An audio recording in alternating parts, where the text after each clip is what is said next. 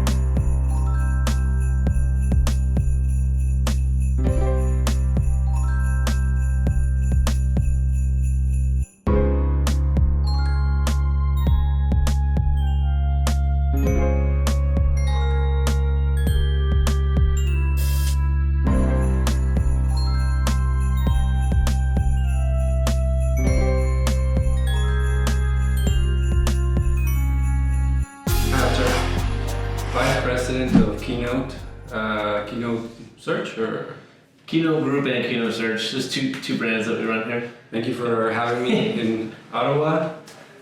Being part of the holiday special, talking about marketing. Why don't we do a little bit of context? Maybe you can introduce yourself, where you studied, a little bit about yourself.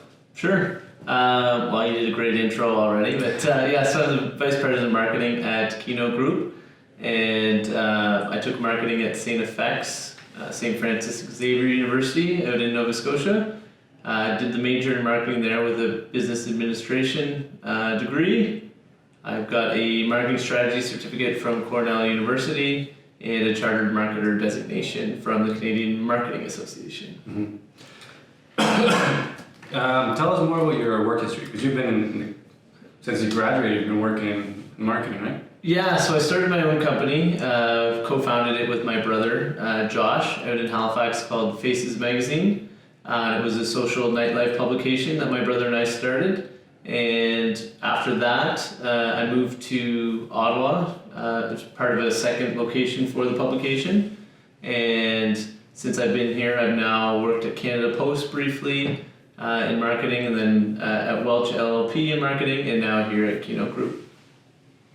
Let me ask, what have you seen change since you graduated in the marketing world? Yeah, I guess I graduated, you're going to date me now, about 12 years ago now since I graduated. When I graduated, it was kind of the start of Facebook, right? Mm-hmm. It was, Facebook finally opened up to the public and everybody could have it. So when I first graduated, there was a little bit of social media, and it was basically just Facebook, and then Twitter started coming along. And it was basically more traditional style marketing. So it was print, it was TV, it was magazines, it was billboards, that kind of marketing. And it was, how do you best use your budget through those more traditional platforms. And then since graduating now, obviously it's big into the digital online video, podcasting.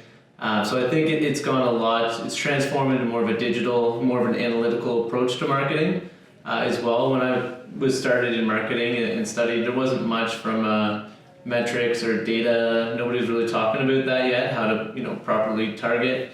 It was more the 4 Ps of marketing and kind of the more structured type stuff, as opposed to the real numbers and the juice of marketing where we are now. Did it take a while for marketers and companies, well, I'll let you answer it, yeah. Did it take a while for them to accept social media? and start using it? Yeah, I think companies, when social media first started, companies, were like, okay, we got to get on this. This is going to last. It seems to be very popular. It's where everybody is right now. So I think companies were slow to adapt, and I think companies were slow to understand how to use it to their benefit without pissing off the audience, right? Because on Facebook, nobody wanted to see ads, right? Like if it was 10 years ago and you said you're going to put an ad on Facebook, people would have thrown a shit fit. So I think, companies slowly realized how to do content properly, how to engage an audience without pushing out advertising at them. And now social media has come into a world where typically you would expect advertising on it. So yourself, a bit younger than I am, you probably grew up with advertising on social media, where I didn't when we first started. So I guess as a new age group comes in, they're more adapt to it, they're more used to it, they're not so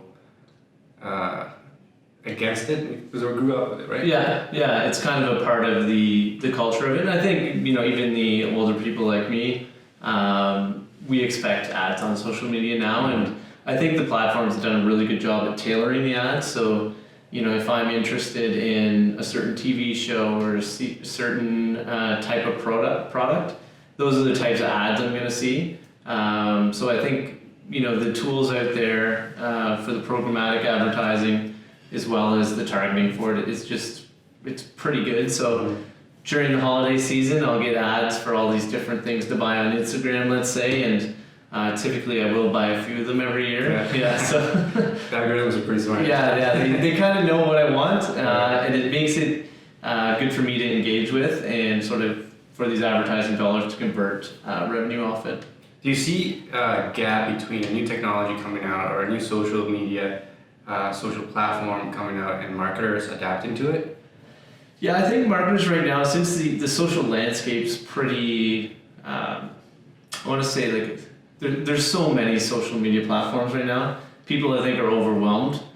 So if a new one's coming out, people are kind of hoping it just won't make it, so they don't have to adopt to it. I think it's kind of the learning curve and getting used to it, and learning new, and that's an investment, right? Exactly. So Snapchat was probably the most recent one that I can think of that's become mainstream enough for companies to actually pay attention and start. Not TikTok? Start using it. So TikTok, yes, but I think marketers are still slow on adapting it. They're kind of just seeing where it's gonna, where will it go. You'll probably see it if it still keeps up its momentum. Maybe in another year or two, you'll see more and more companies and marketers, adopting to that platform. Yeah, because I've seen now Walmart has a TikTok, so it's like they're catching on. Right? Yeah. So some of those bigger, larger ones who are really targeting the youth, especially, are the ones that are going to be the first adopters. Let's say. Let's talk holidays. Yeah. Keynote, do you guys have a high season on holidays? Do you have a marketing strategy just for the holidays? Yeah, so my marketing strategy, we're in professional services, so we offer a service to other businesses. So we, from a marketing standpoint for lead generation and getting new clients, I basically pull back during the holidays. Everybody is super busy. There's a lot going on. The last thing they want is another service provider in their face. My view is you'll spend a lot of money without the return during the holiday months. For us, we would move from lead generation and new client acquisition to more of a client appreciation strategy. So it'd be more in the events type realm and referral gifts, client gifts, that kind of thing. So it moves away from new client acquisition strategy. Do you guys not also have a B2C because you find the recruits? Yeah, so we do use that marketing towards that side of this. So we don't, from a client generation standpoint, we don't work on behalf of candidates. Okay. So we work on behalf of a company, and then we go out and find the right candidate. We don't go in database candidates and then try to, find people or work on behalf of someone looking for a job and say, here, this one might fit. So we don't specifically target them that way. Where the B2C marketing kind of comes in is more. On behalf of our clients, we will market their company and their roles to the candidates that we think are a good fit and try to convince them as to why they should leave the great job they have and come work for this company because it will be even better. So it's more on that side. The B2C is more on that side. Can you give a little of advice, tips for businesses that are they have a rush season in the holidays, and marketing could be in the holiday season could be a big bonus for them to generate more sales? Yeah, when I think of holiday marketing, I think of Leon's. I don't know if you may be too young, but back, I want to say it was probably 90s or early millennium, and they had this hold the payments. Do you remember that? Do they still do it? Yeah. I'm not sure if they still do it or not, but I remember it always caught with me, and it's been with me for years. This hold the payments type of marketing. As cheesy as it is, when you're selling a product to a consumer or B2C, it's a lot easier from the holiday perspective to do certain campaigns. There are certain industries, like let's say the salon industry or spa industry, where the holiday season is their busiest from a service perspective. So new client acquisition is great, but they need to fill those slower seasons like maybe January or March. So what I've seen a lot of companies do is, if they are overwhelmed during the holiday season, is they'll come in during the holiday season and receive a gift certificate to be used in January for services kind of thing. Okay. So they're trying to promote their services to fill those less busy times. And I think some of the tips people can do, people love the Black Friday, Cyber Monday deals. Consumers always want to get a good deal. So any kind of sale promotion that you can do without diluting the, I guess, reputation of your brand or your service offering is always good. So you'll see lots of contests on social media this type of year. You'll see lots of people trying to engage during the holiday season, creating hashtags for people to get involved in. Those are typically the most popular types of campaigns that I'll see during the holidays. I see.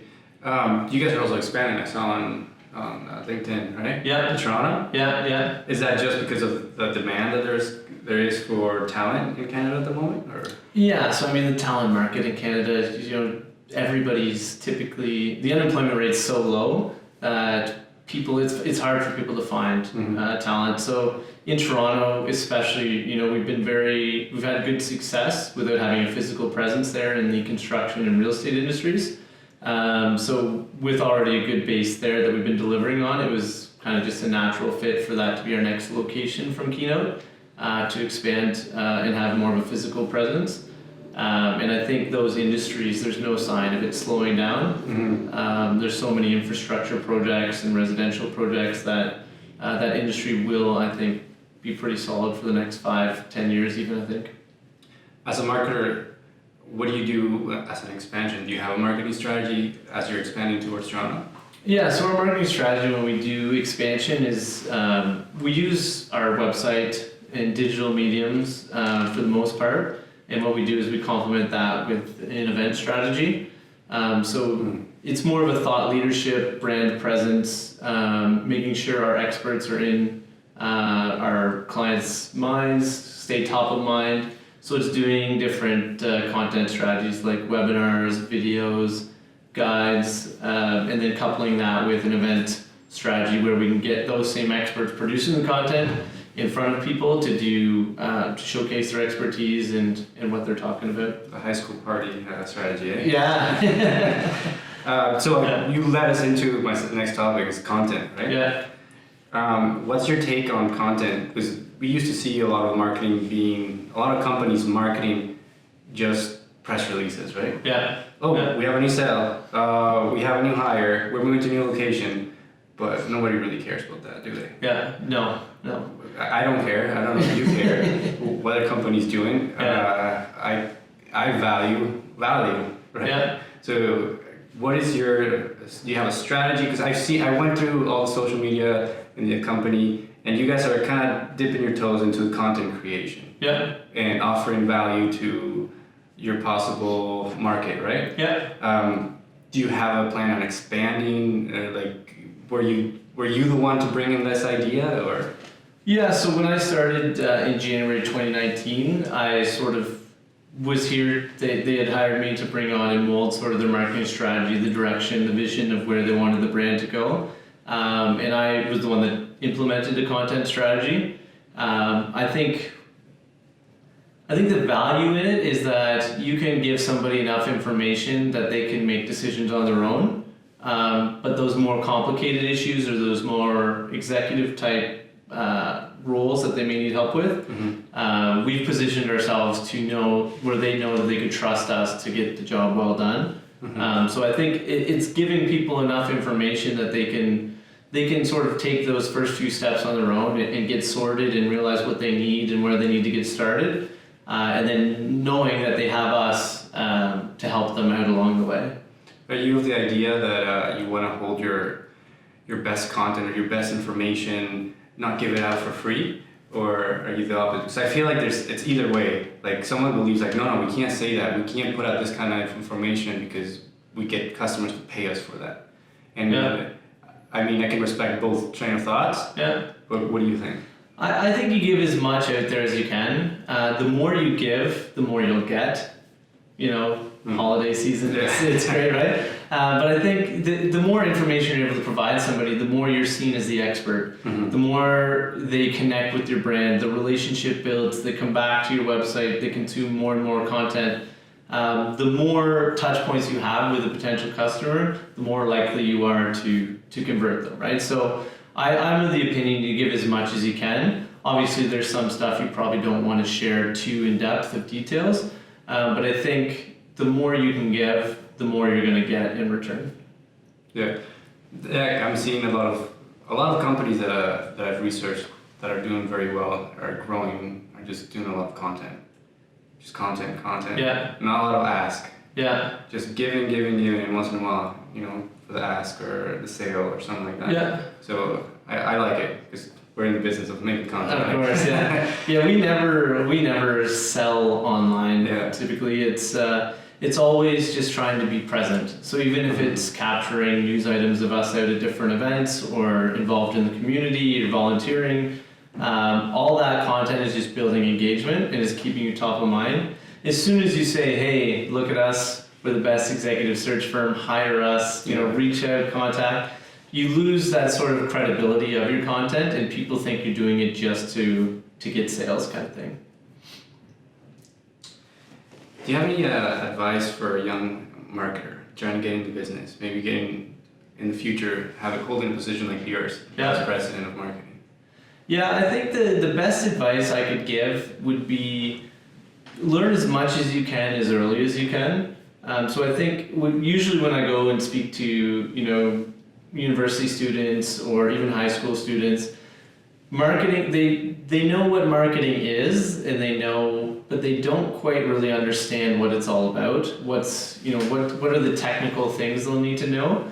So I think if young marketers can go and get their Google AdWords certificate, which is free online, an inbound marketing certificate from HubSpot, which is free online, Google Analytics certificate, social media marketing certificate, maybe from Hootsuite.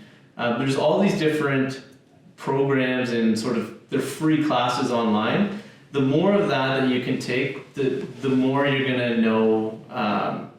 You're gonna build your repertoire that much quicker. I see a lot of marketers coming out of marketing school, and they don't quite know. They know the sort of principles, but they don't know how to get down and dirty. And when you're going into an entry-level marketing position, you need to be tactical enough to execute on somebody's strategy. And I think there tends to be a bit of a gap there from what I see in the marketplace.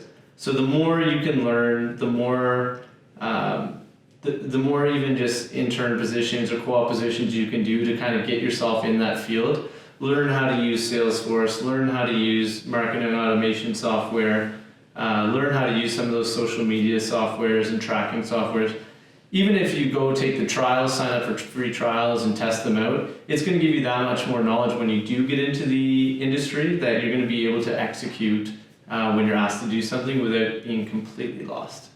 Would you hire somebody that didn't graduate with a marketing degree? For sure, yeah. Typically when I hire for my marketing staff, I look for people that are going to be a good cultural fit, hardworking, self-motivated, and very, very eager to learn. marketing, somebody in marketing, it changes so often, right? It's always evolving. There's new tactics, new strategies coming out all the time. So I look for people that are very eager to learn, because that's what's going to keep you on top of the trends and ahead of the curve.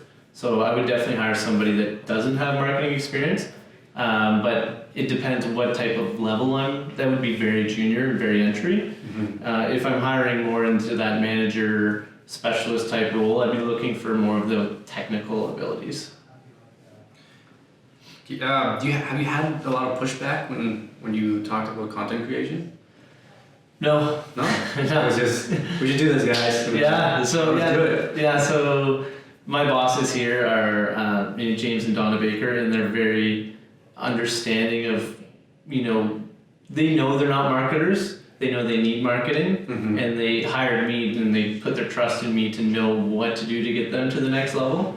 So as long as we continue to see great results from all the content we're producing and capturing, I think they'll let me keep rolling for sure. Yeah. Can you share with us a past experience where you did get pushback introducing a new strategy? I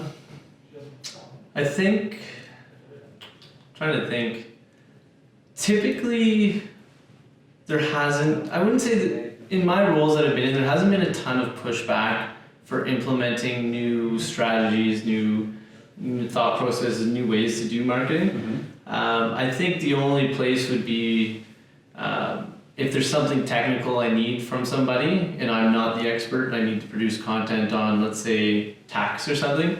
There's never pushback, but there's always delays in trying to get that technical information from somebody because they're always so busy. That would probably be the biggest delays in producing content, is just when you can't produce it yourself and you need to rely on another expert who's typically, slammed busy, and creating content just won't be their first priority.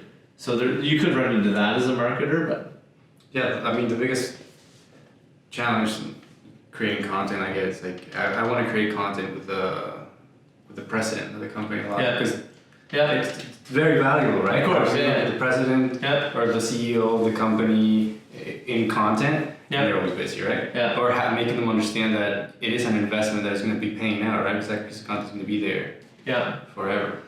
Yeah, so James and Donna are very understanding of that here at Keynote. And there's lots of organizations where you see the CEO or the president engaging as much as possible, and you can tell it goes that much further because they have influence in the marketplace.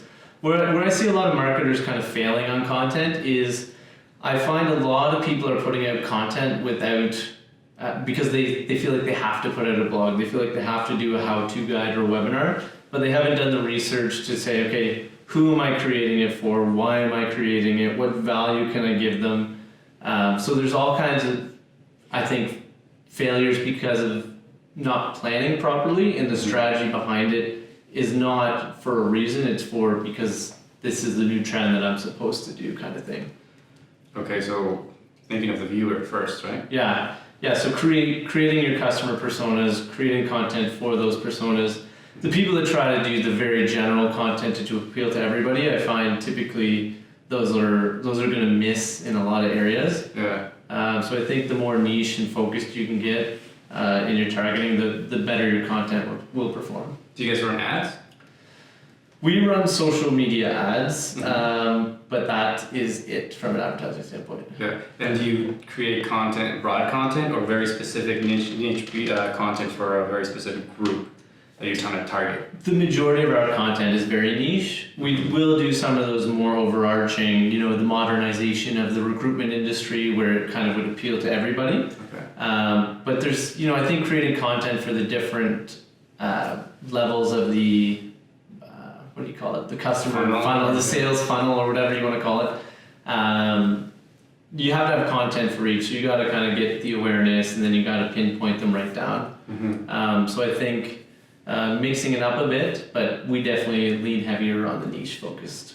So would you tell companies that there's idea of marketing is making a very well produced video for that year, just put it out and that's it, right? Yeah.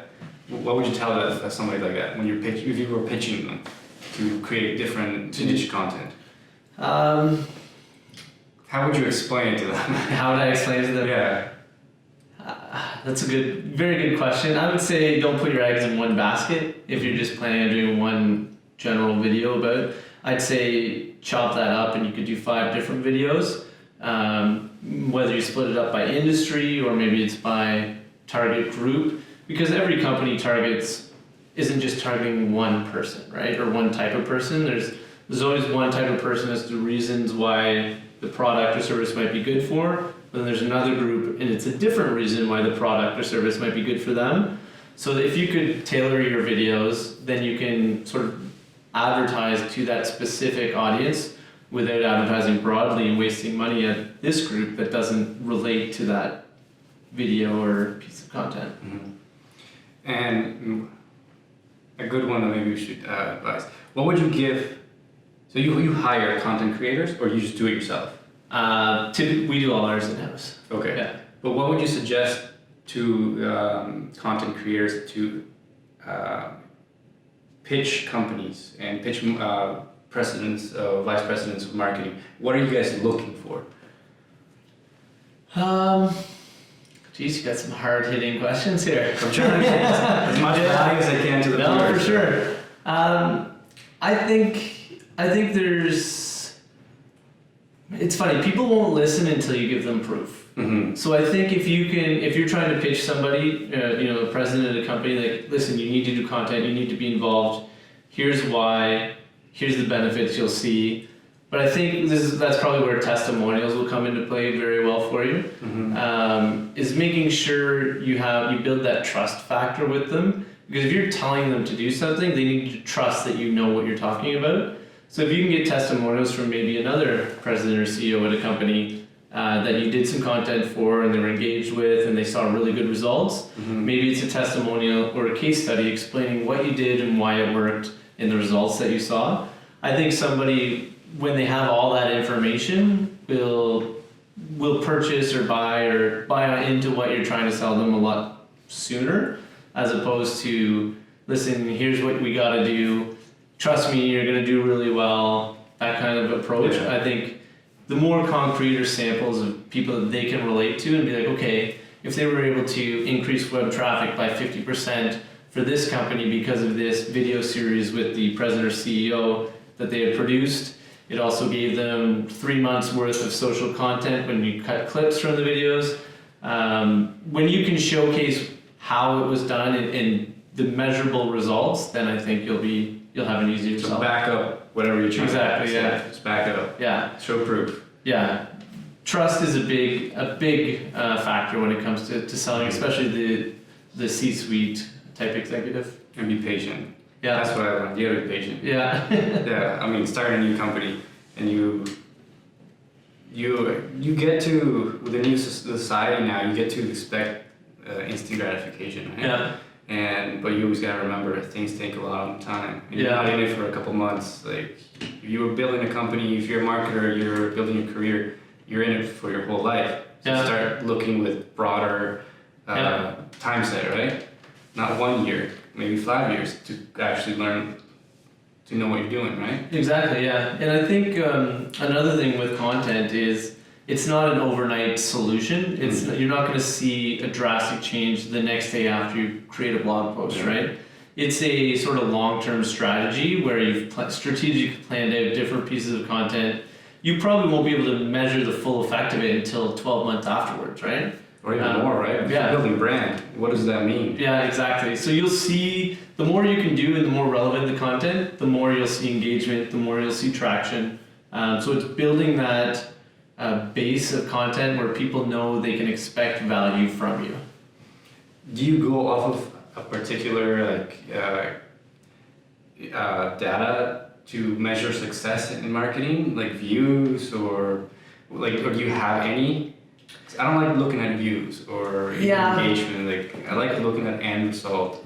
Yeah. So for me, I think there's studies that prove that website traffic increases the amount of opportunities you have to get new clients. Mm-hmm. So for me, I always look at that overall web traffic, and it's not. take out all the junk traffic, right? Because anybody could technically buy robots and increase the web traffic, and that's going to get you nowhere. It's targeted traffic. Like, is it the right city that your traffic's in? So for us, we're targeting, let's say, Group here in Ottawa. Is the Ottawa traffic increasing? Is it? That's a big factor, I think, and it's very simple too. It's just straight Google Analytics to see. The more people you can drive to your website, the more opportunities you're going to have to convert new clients.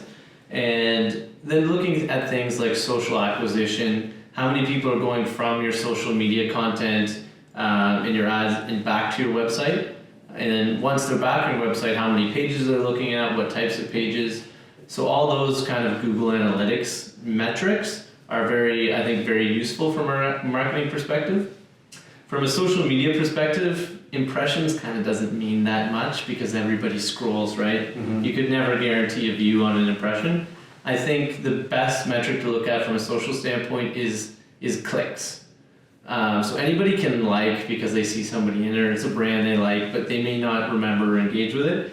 If somebody can click on it, and if it's, the way we build ours is all of our posts typically, if you click on it, they link back to our website. So the clicks to us is very important because it's how many people have we been able to convert from our social platforms onto our website. And then once we have them on the website, we can track, what pages they went to, what type of content they like, and then we can start creating sort of strategies around how to convert those social click-throughs into revenue. Okay. And do you have, that you would be okay with sharing, a big challenge that you're trying to fix with marketing at the moment? With our marketing, a big challenge? I think for us, it's always a challenge to what I want to continue to learn is we work with a lot of different sectors or industries, and I think it's really understanding the buyer's journey for, let's say, executive director at a not-for-profit versus a managing partner at an engineering firm versus a property developer versus a tech CEO. All of these kind of different personas and industries that we are doing business in, it's always the more data we can get as to how these people in these different groups like to engage with us, what types of content they all like, understanding kind of that buyer's journey. I think it's always a challenge as you sort of expand. Even in Toronto, CEO of a tech firm in Toronto is going to act completely different from a CEO of a tech firm in Ottawa. So it's really trying to understand and collect as much data as we can about all of our audiences so that we can better target them. Okay. How are we doing with time, Ottawa? Like 33 minutes. I'm getting a lot out of you. Yeah, that's good. Yeah, it's valuable. Ripping right through the question. What do you think? Did you ever work for free when you were starting out? No. Never? No. Yeah. My brother and I, we started Faces Magazine, as I had mentioned. We also started a marketing agency called Side B Creative Bureau. We were doing a lot of, Flash, like Adobe Flash websites. The iPhone came out in 2010, I think it was, and completely derailed our business because we were so focused on Adobe Flash and building that. And when the iPhone didn't support it, it kind of crushed our business. But I think for us, it was know your value, stick to it, and make sure, if somebody's paying for a service, they're going to hold you to a higher standard as well as if you do it for free. So if you're giving your services away for free, they're not going to hold you to that same standard. You're not going to get that same engagement. You're not going to build that same relationship, I find. Mm-hmm. They may be thankful, oh, that's awesome, thanks, I got this for free, but it's not, I find there's not that same productivity as well. And that's from a service standpoint.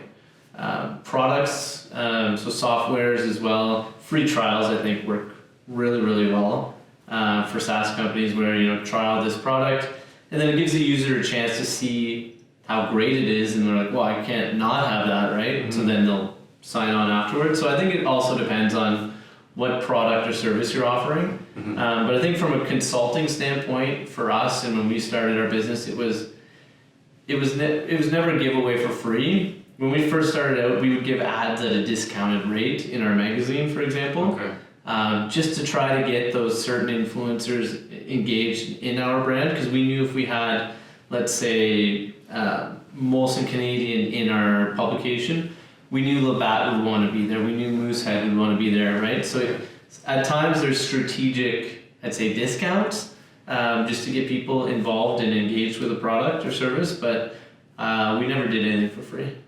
So do you think maybe because you started with value? Because what if someone starts with no value to the marketplace? How do they gain value? So you need to portray value. Okay. So if you don't portray value, people won't pay for it, right?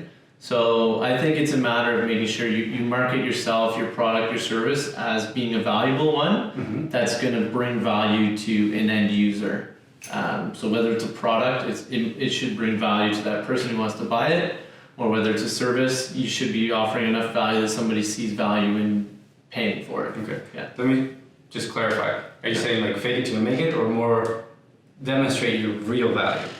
Demonstrate your real value. Okay. Yeah. Just to clarify. Yeah. Not fake it till you make it. Okay. Good. Because you're just like setting yourself up for a failure. Yeah. But I think if you say you, for example, you're really good at video, you're good at podcasts. So I think, charging for those and showcasing why somebody would want to use this video or podcast service, then there's a value there that somebody would be willing to pay, type of thing. So, mind you, podcasts are content, so it's always good to give free content, but you know what I mean, right? No, yeah, I mean, we've done a lot of free content, more just to fill out our, what's it called, just our examples, right? Yeah. Never, like my strategy in the beginning, which is kind of still the beginning, but before we're completely full of work or we can't do this, is look at an industry that I want to get into, find somebody I can use as an example, and do a couple pieces to then fill up my portfolio. To then target somebody higher in the food chain that can actually pay for this kind of stuff, right? Of course, yeah. So that's my strategy. I probably wouldn't work with a lot of other type of industries. Yeah, I think your example was probably a bad example for me to use, but you know what I mean. Yeah, exactly. Yeah. Is there anything you'd like to talk about Keynote or? I mean, if you need to hire executives, Keynote Search is a great option. Do you guys hire? Is it just in Canada, or do you do overseas? Do you find recruits overseas? Yeah, so we've done some work overseas as well. We will find the best people where we think we can find them or where they exist. So sometimes there's roles that are so specific that it may be somebody from London or Germany that's the type of areas where this specialty would be more popular. So we may look to recruit people for companies from those areas out of town. So I think from a recruiting standpoint and executive search, you can find people all over the world for a job in Ottawa or a job in Toronto, right? So I don't think it's geographically bound. Okay. And is the recruitment services booming now that right now Canada's going through hardship trying to find skilled labor? Yes, for sure. Yeah, so it's a great time to be in the executive search world because the unemployment rate being so low, it's people need to poach from other people. But then there's always so many relationships intertwined within industries and companies in a certain area where they don't want to keep poaching off each other because what's going to happen there is they're just going to end up having to pay more and more and more to poach somebody to get them away. So your salary costs are just going to go through the roof.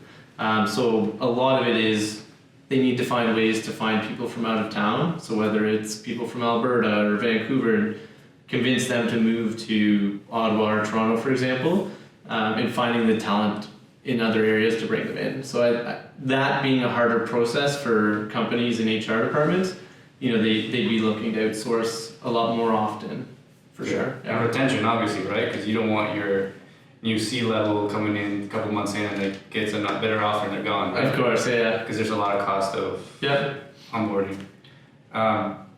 Do you guys do anything up north? Not that I know of right now. Not that we're doing right now, no. You don't target any the mine area, the mines and manufacturing up north in Ontario? We have not with our marketing efforts yet, no. Okay. No. Oh, we should. See good opportunity there? Oh, yeah? Enormous, yeah. Yeah? Enormous. All right, I'll look into that. Yeah.